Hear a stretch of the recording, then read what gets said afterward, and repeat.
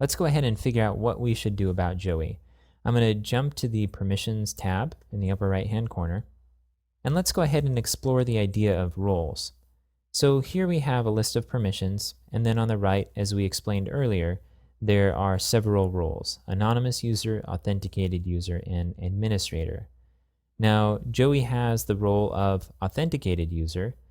He doesn't have the role of anonymous user because he has a user account, and he doesn't have the role of administrator. Now, we can imagine adding additional user accounts to this site that have different roles. For example, we want the guide to be able to add tours, but not add guides.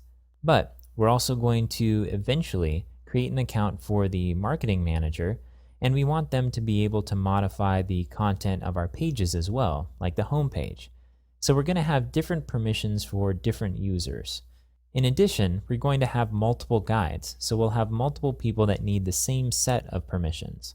So the idea here is to use a role, and under this permissions section is another tab called Roles. Let's go ahead and click that.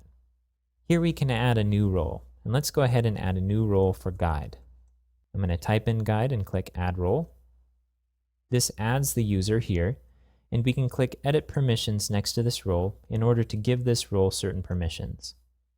Now, this interface might not be as useful as you'd like because you don't get to compare the permissions with the permissions of other roles, and that can be useful to compare and contrast.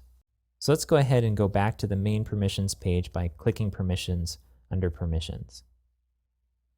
Now this will display all of the roles alongside one another. We have the 3 that we had before, plus our new guide role.